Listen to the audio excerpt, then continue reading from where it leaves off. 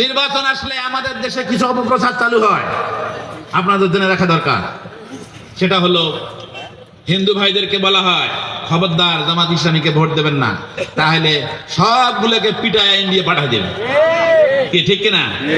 আমরা চ্যালেঞ্জ করে বলতে চাই, এই বাংলাদেশে একটা উদাহরণ দেখাতে পারবেন না স্বাধীনতার পরে 54 বছরে জামাতের কোন নেতার নামে হিন্দুদের উপরে অত্যাচার, জুলুম, নির্যাতন বা তাদের জায়গা জমি দখল করার একটা মামলা আছে, কেউ দেখাইতে পারবে না। ঠিক কিনা?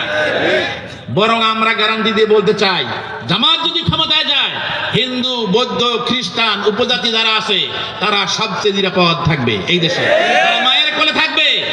তার কারণ হলো আল্লাহ রসুল আমাদেরকে শিখিয়েছেন, যে দেশে মুসলিম শাসক থাকে, মুসলিম সংখ্যাগরিষ্ঠ দেশে, সেই দেশে যদি কোনো অমুসলিমের উপরে জুলুম করা হয়, নির্যাতন করা হয়, আল্লাহ রসুল বলেছেন কাল কিয়ামতে আমি ওই মুসলিম শাসকের বিরুদ্ধে আল্লাহর আদালতে মামলা দায়ের করব।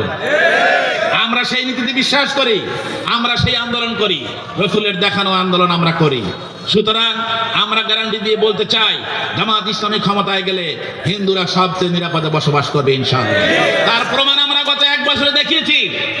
হাসিনা বিদায়ের পরে আমরা দেখেছি বাংলাদেশে আর কোনো পূজা মণ্ডপ ভাঙচুর হয় নাই, কোথাও কোনো মূর্তিও ভাঙচুর হয় নাই। ঠিক কিনা বলেন? আমরা এই 1 বছরে হিন্দুদের বাড়িঘর পাহারা দিয়েছি, মন্দির পাহারা দিয়েছি, ব্যবসা প্রতিষ্ঠান পাহারা দিয়েছি।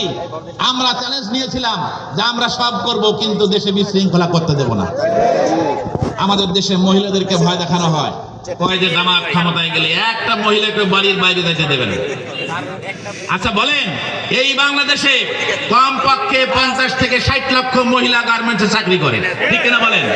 তাহলে এরা যাবে কই? গার্মেন্টস তো বন্ধ হয়ে যাবে, দেশ তো অচল হয়ে যাবে।